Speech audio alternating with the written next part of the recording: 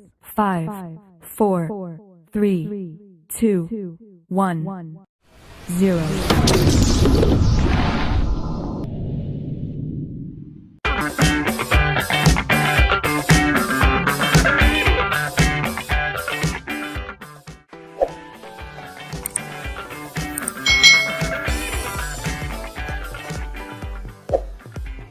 Hai, selamat datang di channel YouTube Kak Citra.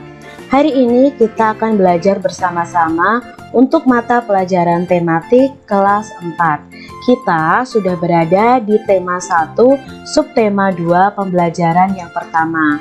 Subtema 2 ini tentang kebersamaan dalam keberagaman. Kita langsung saja ya adik-adik belajar bersama-sama. Sebelumnya, kamu sudah banyak belajar tentang indahnya keberagaman budaya Indonesia. Sekarang, kamu akan belajar tentang menjalin kebersamaan dalam keberagaman agama. Suku, budaya, dan agama yang berbeda tidak menghalangi Udin, Siti, Dayu, Beni, Lani, dan Edo menjalani kebersamaan.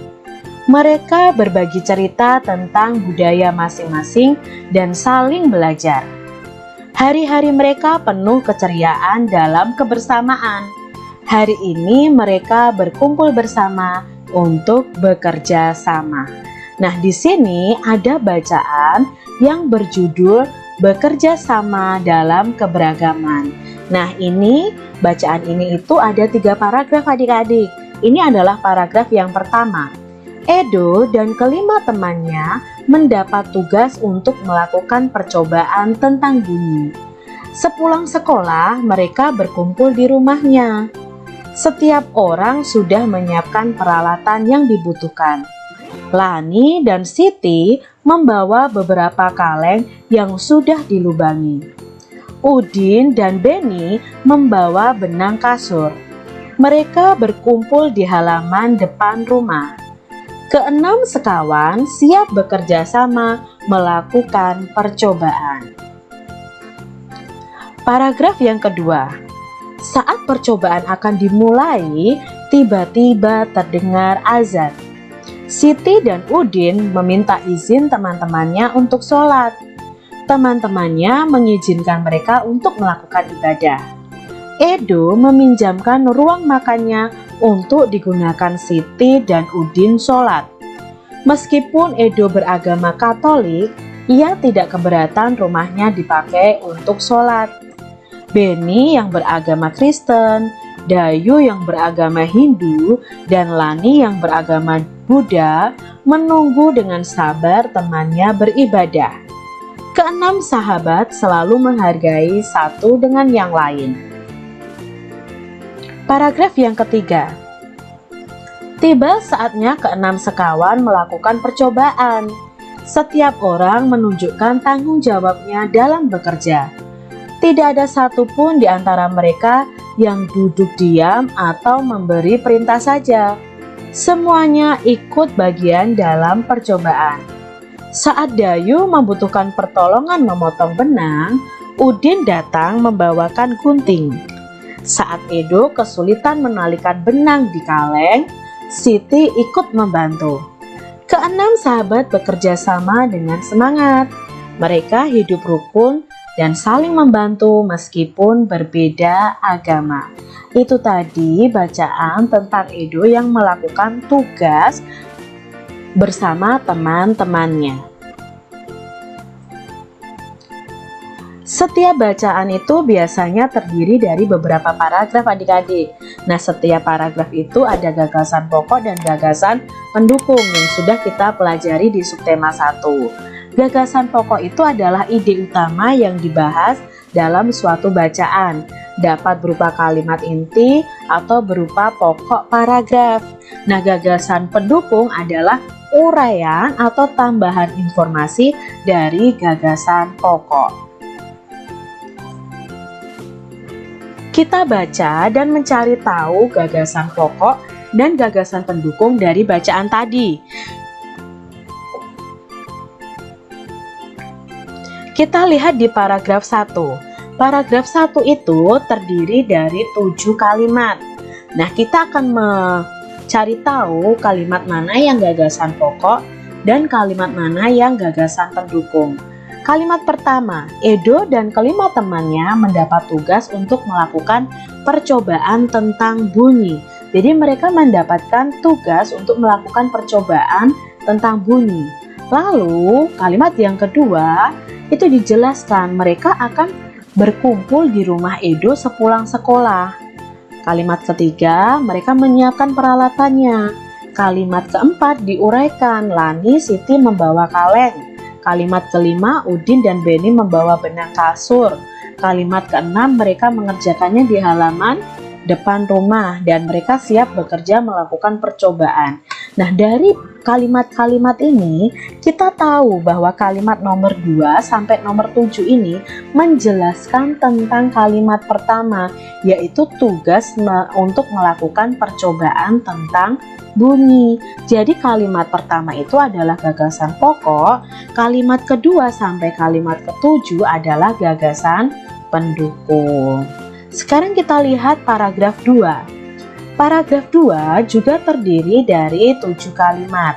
Nah, kita akan perhatikan nih, mana yang gagasan pokok, mana yang gagasan pendukung. Yang pertama, saat percobaan akan dimulai, tiba-tiba terdengar azan. Nah, Siti dan Udin meminta izin teman-temannya untuk sholat. Nah, tiba-tiba ketika mereka melakukan percobaan, terdengar azan. Lalu diuraikan, Siti dan Udin yang beragama Islam meminta izin ke teman-temannya untuk sholat.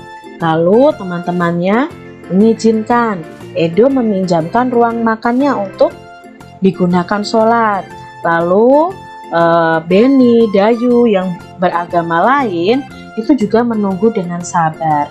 Nah, dari kalimat ini kita bisa tahu bahwa kalimat utama itu berada di kalimat pertama. Gagasan pokoknya itu berada di kalimat pertama. Terdengar suara azan. Lalu dijelaskan, setelah terdengar suara azan, Siti dan Udin meminta izin untuk sholat. Lalu teman-temannya yang lain mengizinkan. Jadi kalimat kedua sampai ketujuh adalah gagasan pendukung. Coba adik-adik untuk paragraf ketiga kalian cari tahu mana yang gagasan pokok, mana yang gagasan pendukung. Hari ini kita akan belajar tentang bunyi dan indera pendengaran kita. Kita memiliki indera pendengaran yaitu telinga. Ini adalah gambar penampakan atau kenampakan telinga kita. Ya, jadi telinga itu merupakan indera pendengar. Kita wajib bersyukur kepada Tuhan Yang Maha Esa karena telah menciptakan bentuk tubuh yang paling sempurna. Salah satunya kita itu diberi indera pendengar yaitu telinga. Dengan menggunakan indera ini, kita itu bisa mendengar adik-adik berbagai suara dari kicauan burung, suara air mengalir, suara musik, dan lain sebagainya. Apa saja bagian dan fungsi indera pendengar? Yuk kita cari tahu bersama-sama. Nah, ini adalah bagian-bagian dari organ telinga kita. Awalnya telinga kita itu akan mendengarkan gelombang suara. Itu yang terdapat pada gambar yang bertuliskan angka 1. Lalu gelombang suara itu akan masuk ke daun telinga. Ini namanya daun telinga ya adik-adik ya. Lalu suara itu akan masuk lagi ke saluran telinga. Nah, nanti dari saluran telinga ini akan menggetarkan gendang telinga. Ini gendang telinga, gambar nomor 4. Gambar nomor 5 ini ya, di sini nih ya, di tengah ini adalah telinga bagian tengah. Lalu ada tulang pendengaran, ada rumah siput, lalu ada ini rumah siput, lalu ada saraf pendengaran, ada telinga bagian dalam. Nah, beragam bunyi itu berasal dari benda yang bergetar. Getaran dari suatu benda akan mengakibatkan udara di sekitarnya juga bergetar. Getaran tersebut menimbulkan gelombang bunyi di udara. Benda-benda yang bergetar dan menghasilkan bunyi disebut sumber bunyi. Lalu bunyi itu akan merambat adik-adik melalui udara dan ditangkap oleh telinga kita. Getaran bunyi mengenai gendang telinga yang berupa selembar kulit tipis. Getaran dari gendang telinga menjadi lebih besar di telinga bagian tengah dan diubah menjadi pesan atau sinyal listrik di telinga bagian dalam. Sinyal tersebut kemudian diteruskan oleh saraf pendengaran menuju otak yang kemudian menerjemahkan jenis dari bunyi tersebut. Nah, ini adalah cara kerja tubuh kita menangkap suara atau bunyi melalui telinga kita. Jadi adik-adik sudah tahu ya bagaimana proses terjadinya bunyi itu bisa kita dengar. Dengan indera pendengar, kita dapat mendengar bunyi-bunyi yang berbeda. Keanekaragaman bunyi yang berasal dari tempat ibadah dapat pula kita dengarkan. Indonesia terdiri atas beragam agama. Perbedaan yang ada membutuhkan toleransi di antara pemeluknya. Nah, Indonesia sendiri mengakui ada 6 agama atau kepercayaan. Ada Islam, Kristen, Katolik, Hindu, Buddha, dan Konghucu adik-adik. Jadi kalian sudah tahu ya di pembelajaran kelas 2, kelas 3 itu kita sudah mengenal bermacam-macam agama di Indonesia. Nah, 6 agama ini memiliki kitab berbeda, memiliki tempat ibadah berbeda, lalu memiliki hari raya yang berbeda, memiliki pemuka agama yang berbeda-beda juga. Nah, sekarang kita akan belajar tentang perbedaan yang ada itu membutuhkan toleransi di antara pemeluknya. Ada bacaan belajar dari cerita. Pak Burhan selalu memulai kegiatan di kelas dengan berbagi cerita. Bukan Pak Burhan yang bercerita, tetapi anak-anak di kelas yang bergantian bercerita. Berbagi cerita selalu dinantikan oleh anak-anak. Semua ingin memperoleh kesempatan bercerita. Pagi ini Pak Burhan mengajak anak-anak berbagi cerita seputar hari raya. Sehari sebelum hari Natal, yaitu di tanggal 24 Desember, aku dan keluargaku berkumpul di rumah Opa, ujar Edo. Di hari itu, Oma pasti memasak makanan spesial yang jarang dimasak di hari lain. Papeda juga menjadi makanan spesial yang terhidang di malam Natal. Kami sekeluarga berkumpul hingga larut malam dan mengakhiri malam dengan berdoa. Nah, kalau di hari Natalnya pada tanggal 25 Desember, kami sekeluarga pergi beribadah Natal di gereja. Itu cerita Edo tentang hari rayanya, yaitu hari raya Natal. Jadi Edo pada waktu hari raya Natal dia pergi ke gereja, berdoa, beribadah di gereja. Wah, ternyata hampir sama seperti hari raya Idul Fitri ya, ujar Siti. Kami pun di hari Idul Fitri selalu berkumpul dan saling memohon maaf dengan kerabat dan saudara setelah ibadah di masjid, tambahnya.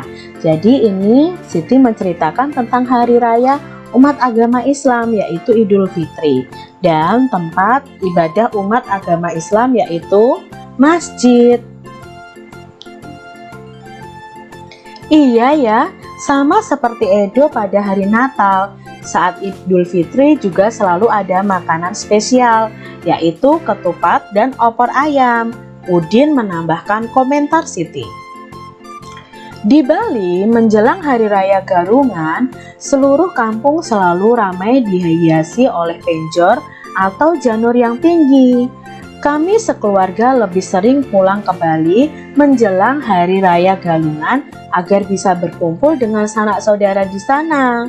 Sebelum merayakan bersama, keluarga melakukan kegiatan ibadah di pura pada pagi hari. kata Dayu yang beragama Hindu. Di sini dijelaskan bahwa salah satu hari raya umat agama Hindu adalah Galungan dan tempat ibadahnya di Pura atau Pura ya. Kalau orang Bali bilangnya Pura ya. Lalu kita lanjutkan. Semua sudah bercerita. Aku juga mau bercerita, Pak. Boleh ya, hari ini banyak yang berbagi cerita. Pintalah nih. Pak Burhan dan teman-teman sekelas tertawa. Tentu saja boleh Lani. Ayo sekarang giliranmu bercerita, ujar Pak Burhan. Nah, kamu pasti belum pernah mendengar cerita tentang kebiasaan keluargaku di hari raya Waisak. Sebenarnya sih tidak banyak berbeda. Ibu dan nenekku biasanya juga membuat masakan spesial menjelang hari raya Waisak. Saat ini nenekku yang paling tua, jadi semua keluarga akan datang ke rumahku untuk berkumpul pada hari Waisak. Selain menyediakan makan untuk keluarga, pada hari tersebut biasanya kami pun berbuat kebaikan bagi orang lain yang membutuhkan. Vihara rumah ibadat kami pun dipenuhi cahaya lilin dari umat yang hadir untuk menjalankan ritual ibadah di sana. Lani mengakhiri ceritanya. Jadi Lani menceritakan tentang ibadah umat agama Buddha. Salah satu hari rayanya adalah Waisak dan tempat ibadahnya adalah di Vihara. Berbagi cerita memang selalu menyenangkan. Kita bisa belajar dari banyak cerita, juga belajar dari teman yang berbeda, ujar Pak Burhan menutup kegiatan pagi ini. Sebenarnya masih ada satu lagi kepercayaan atau agama yang ada di Indonesia, yaitu Konghucu. Salah satu hari rayanya adalah Imlek dan tempat ibadahnya adalah Klenteng. Apakah perbedaan yang dimiliki oleh 6 sekawan menghalangi mereka untuk berteman dan bekerja sama adik-adik? Tidak adik-adik, tidak menghalangi mereka untuk berteman dan bekerja sama. Malah mereka selalu hidup rukun dan saling membantu. Begitu juga dengan kalian. Apakah kalian itu berbeda agama dengan teman-teman kalian? Tentunya ada yang berbeda agama. Tapi perbedaan itu janganlah menjadi penyebab pertengkaran, tetapi kalian harus rukun, harus saling membantu. Bagaimana sikapmu jika kamu bermain dengan teman yang berbeda agama adik-adik? Ya, kita semua harus bermain dengan teman-teman yang berbeda agama ya, tidak hanya bermain dengan teman yang agamanya sama saja. Tidak, jangan seperti itu adik-adik. Kalian harus tetap bermain dengan semua teman. Nah, sikapmu ya tetap saling menghormati, tidak mengejek, saling membantu. Itu adalah sikap yang harus kita lakukan walaupun berbeda agama. Nah, demikian tadi adik-adik pembahasan kita di tema 1, subtema 2, pembelajaran 1 tentang kebersamaan dalam keberagaman. Semoga video ini bermanfaat bagi adik-adik semuanya. Sampai jumpa kembali di video pembelajaran selanjutnya. Tuhan memberkati. Jangan lupa tekan tombol subscribe, lalu tekan loncengnya, tekan juga tombol like, lalu share ke media sosial kalian. Jangan lupa untuk ikuti media sosial Kak Citra. Terima kasih.